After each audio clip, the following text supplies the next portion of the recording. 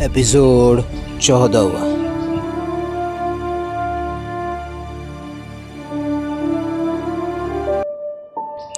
गुस्से में भरकर महाजादूगर बैसूफ पाताल स्थित अपने महल से चल पड़ा। जमीन के अंदर ही अंदर वो अपने शिष्य की लाश लेकर वापस पाताल लोक चला गया।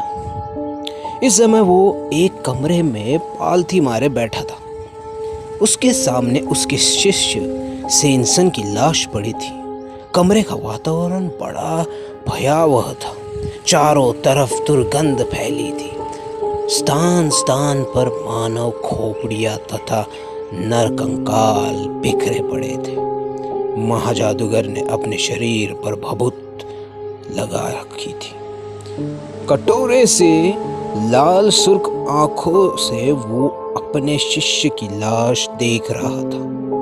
फिर दांत पिचका कर बड़बड़ाया, जिसे किसे में मेरे सबसे प्रिय शिष्य सेनसन की हत्या की है, मैं उसे रसातल में मिला दूंगा। अब लोगों की हिम्मत इतनी बढ़ गई है कि वे महाजादूगर बैसूफ के शिष्य को भी मारने लगे। कहर बरपा दूंगा मैं जमीन पर, परंतु इससे पहले मैं अपने सबसे प्रिय शिष्य को जीवित करूंगा। तब उसके हत्यारों से इसकी हत्या का बदला लूंगा। ये कहकर बैसूफ ने अपने आंखों बंद कर ली और धीरे धीरे मंत्र पढ़ने लगा। कमरे की दुर्गंधता में तेजी आ गई।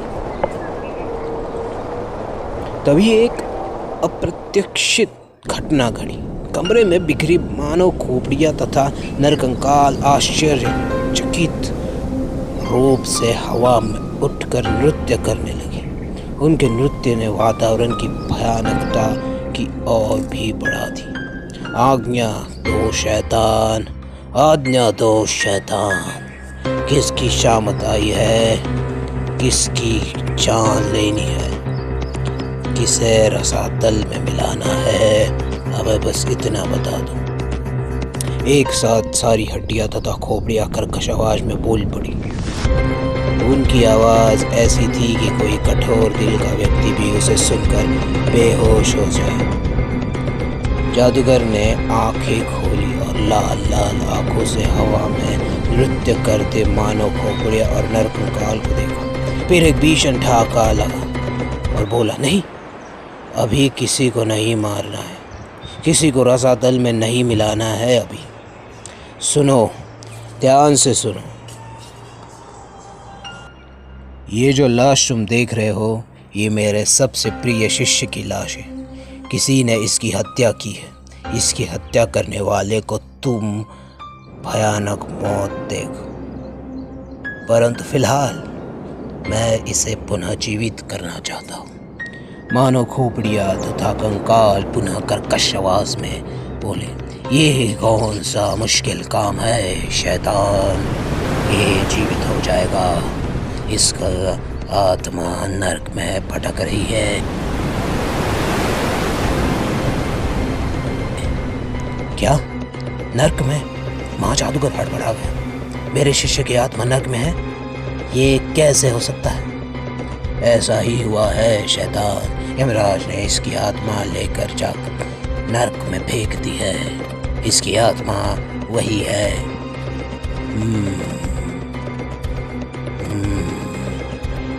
एक हुंकारा लेकर महाजादूगर बोला, परंतु इसकी आत्मा को वापस लाना है, बहुत आवश्यक काम है ये कोई भारी काम नहीं है। एक नरकंकाल बोला, आप आज्ञा दे, हम सभी अभी जाकर इसकी आत्मा लोग नरक लोक से निकाल लाते हैं। नहीं, सभी नहीं, इस काम के लिए सिर्फ विश्वंभर जाएगा। नहीं, सभी नहीं। हवा में तैरता एक कंकाल नीचे उतरा। बैसूफ के सामने सिर झुकाया और बोला, आप फिक्र ना करे शैतान, मैं अभी आपके शिष्य की आत्मा नरकंकाल से, नरकलोक से आजाद कर कर लाता हूँ।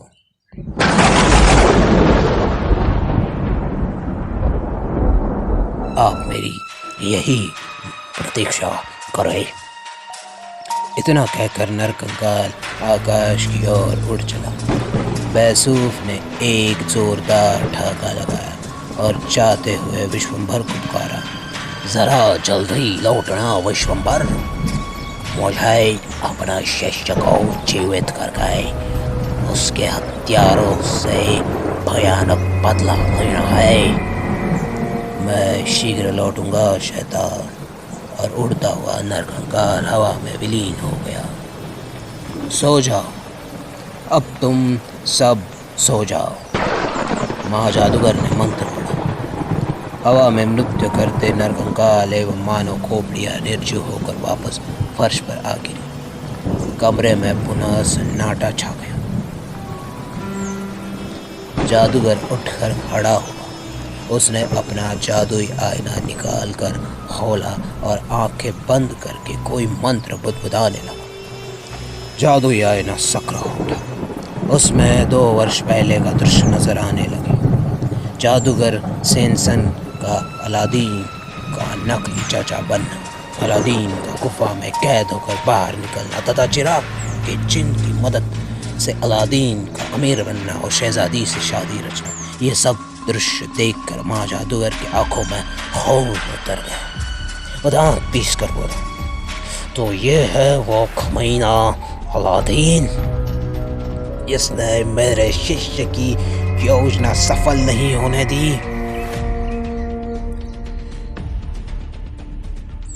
ये है वो कमीना अलादीन। मेरा जी बनता तो मैं अभी इसके टुकड़े टुकड़े कर देता।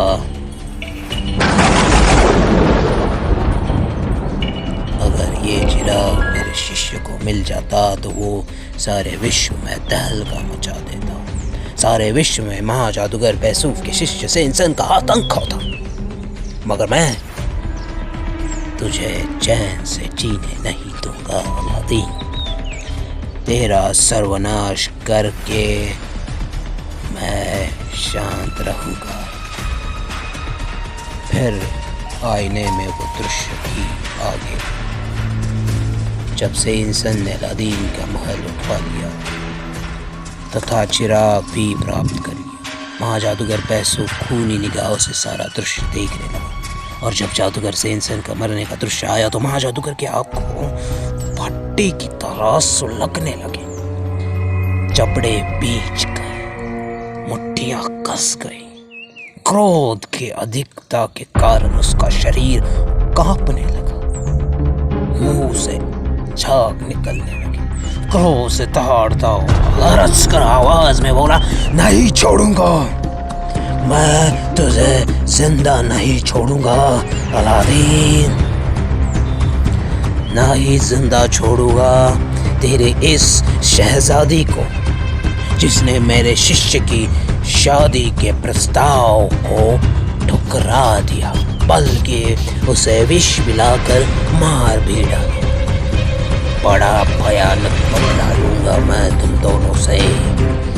अब तुम्हारे सुख चैन के दिन समाप्त हो गए और तुम बर्बाद होने वाले हो अलादीन। ये कहकर एक झटके के साथ महाजादूगर ने जादुई आईना बंद कर दिया। क्रोध के कारण उसका बुरा हाल था। उसका जी चाह रहा था कि अभी जाकर अलादीन तथा उसकी बीवी शहजादी नूरमहल को टुकड़े टुकड़े करना। क्रोध की अधिकता के कारण उसका झुर्राएदार चेहरा काला पड़कर बड़ा भयानक लग रहा था। आंखों में तो मानो खून ही खून था। उसकी जादुई आईना एक तरफ रखा था और दूसरी तरफ पेचंबर से और दूसरी तरफ वो बेचैनी से विश्वंभर की प्रतीक्षा करने लगा।